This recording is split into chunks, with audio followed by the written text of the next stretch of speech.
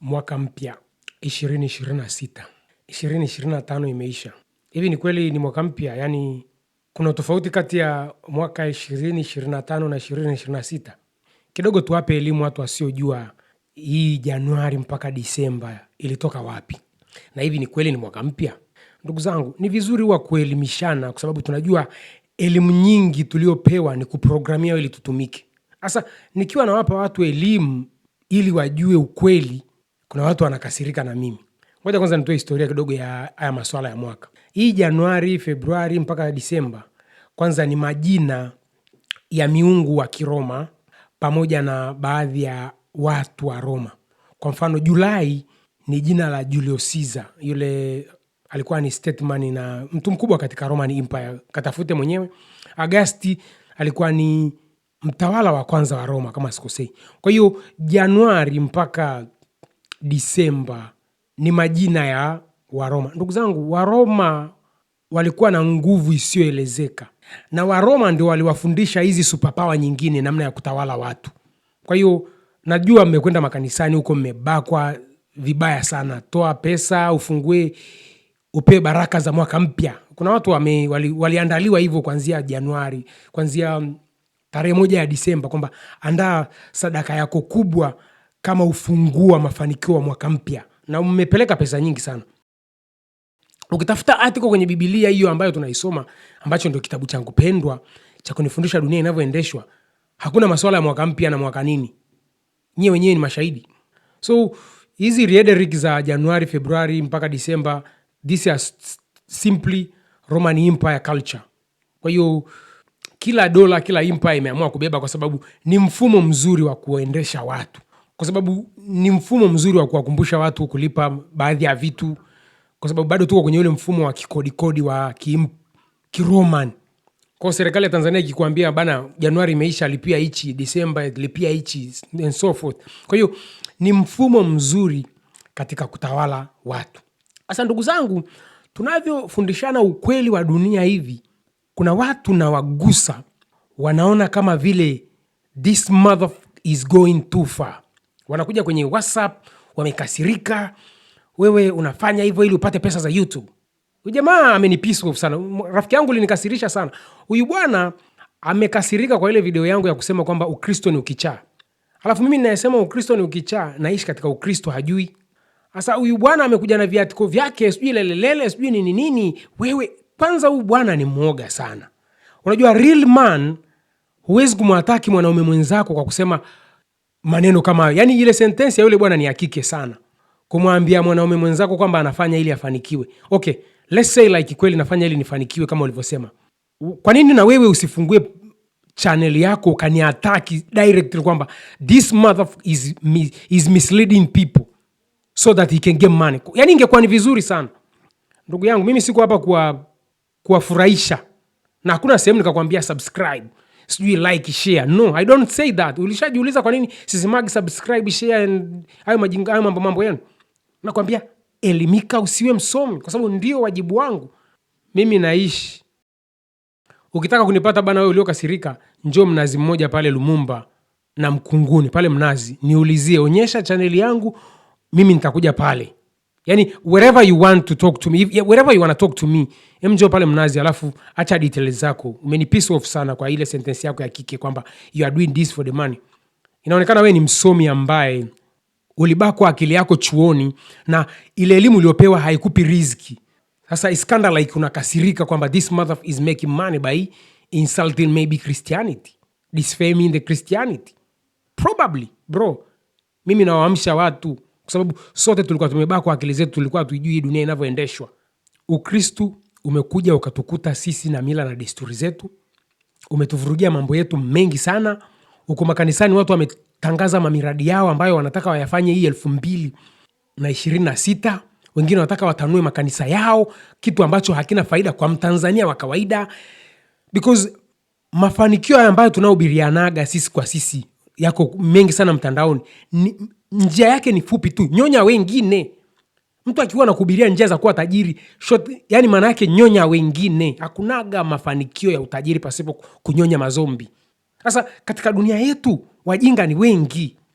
Na kadri wajinga wanavyonyonywa ndio jamii inakuwa hatari kabisa. Unaona watu waliouawa 29 Oktoba ni wajinga waliobakwa akili zao kwamba democracy and rule of law ndio kitu cha kupigania. Kumbe kitu cha kupigania ni ardhi na soko. Kwa sababu hao wanaokuambia democracy and rule of law, wao wenyewe wanataka soko na ardhi yako wewe. Kwa hiyo wajinga ni wengi sana, wapumbavu ni wengi sana, lazima tuwaamshe kwa kuwahubiria sisi ukweli. Hasa baadhi ya wapumbavu wengi ambao hawataki wengine waamshwe ndo wanakuja na kuambia you do for the money. Okay, Gwajima ana do for what? For heaven. Father Kitima ana do for heaven. Niambie ni mtu gani ambaye anajitoleaga bure asilipwe? You tell me brother, wewe ambaye umeni piece off sana. Tumesikia hotuba ya rais wetu, ametoa hayo mafanikio ya namba, Rais Samia, Rais Mwinyi. Inabidi tuwe tunawaambia hao marais wetu kwamba mafanikio ya kiuchumi ya kwenye karatasi au ya namba wanazotusomea ndio kama hayo ya Marekani, kwamba watu wachache ndio wanaendesha uchumi wa nchi. Unaweza kukuta hizo namba ambazo Rais Samia na Rais Mwinyi ametutajia ni pesa za watu wachache tu, hafiki hata watu 50 ndio wanaorani uchumi wetu. Je, tupige makofi kwamba uchumi wetu uko kwenye positive direction? Sio kweli. Tunatakiwa tushiriki katika ujenzi wa taifa letu wote. Na njia ya Mtanzania kushiriki katika ujenzi wa taifa sio kununua soda ya Bahresa na soda ya Mo. Hapana. Ni kuzalisha bidhaa na kuziuza. Kila Mtanzania ana uwezo wa kuzalisha bidhaa. The problem is the market. The problem is the system of our economy. Kwa hiyo niwaambie marais wangu kwa hizo brief walizotupa za kwenye makaratasi kwamba our economy is doing good. Hizo ni paper result. But down in the ground, the situation is worse than ever. Wahakikishe Watanzania wanaingia front kujenga uchumi wao. Haipo serikali inaweza kujenga uchumi. Uchumi unajengwa na raia wote. Na ndio dunia tunayoishi sasa. The Western are collapsing. I know my government know that very well. Ndio maana wamewaambia Western wazi kwamba wasiwalecture maisha.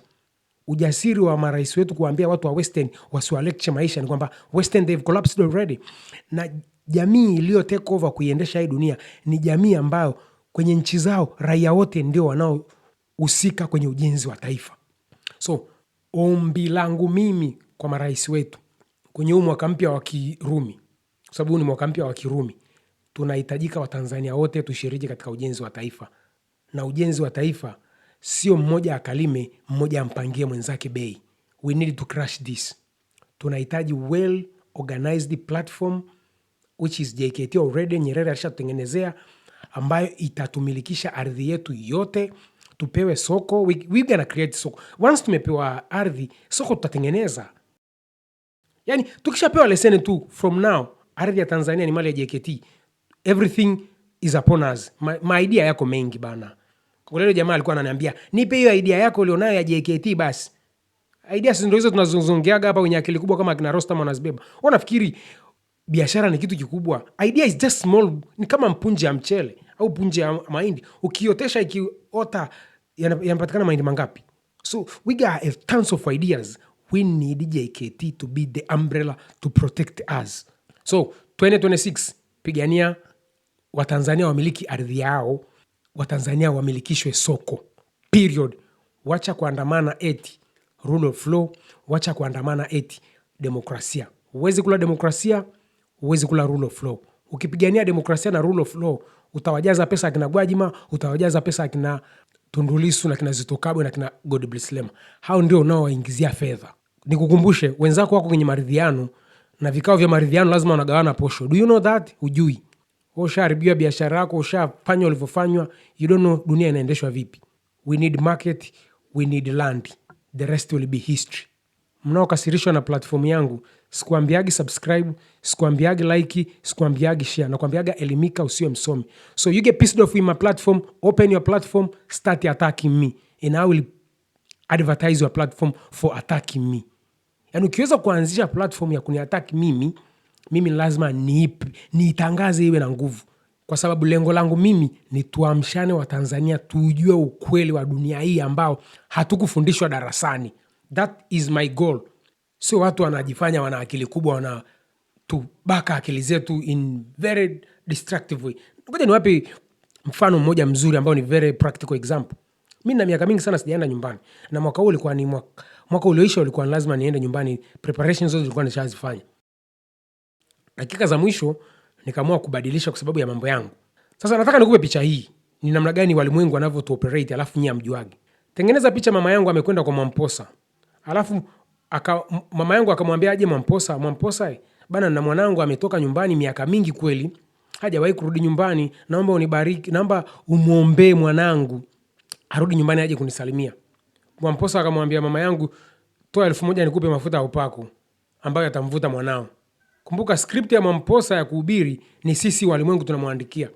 Mama yangu ajui kwamba mfumo wa elimu ambayo nilipewa pale Moshi ulikuwa unanitengeneza mimi nitoke nyumbani niende mjini au niende New York kabisa. Kwa sababu ni mfumo wa elimu ambao sitakiwi kujua thamani ya Kilimanjaro, inabidi nijue thamani ya Dar es Salaam na New York. Mama yangu hawezi kujua hicho kitu. Alafu wakati walimwengu tumeandika mfumo wa kunipumbaza mimi wakati nasoma mpaka darasa la 12 and so forth, nisijue thamani ya pale nilipozaliwa, anakuja akina Mwamposa anakuambia njoo nikupe baraka za mwanao aliondoka nyumbani arudi. Sisi unaelewa? Yani walioandika mfumo wa darasani wa kunitoa mimi nyumbani ndio hao wamemwandikia Mwamposa Gwajima script za kwenda kuhubiri madhabahuni na kuwapora wazazi wetu kwamba watoto hawataki kuja nyumbani kuja kuwasalimia and stuff like that. Kumbe it is systematically scripted. Indigenous should not understand their surrounding so that we can come, sisi walimwengu, rob everything. Sisi sio wajinga wewe. Kwa hiyo tuamshane, tujue thamani ya nchi yetu, thamani ya vivutio vyetu, tuvioperate kwa faida yetu. Hakuna aliens atakayekuja kukuletea maendeleo. Nashukuru yule jamaa yangu wa Msumbiji alinitumia voice note nzuri sana.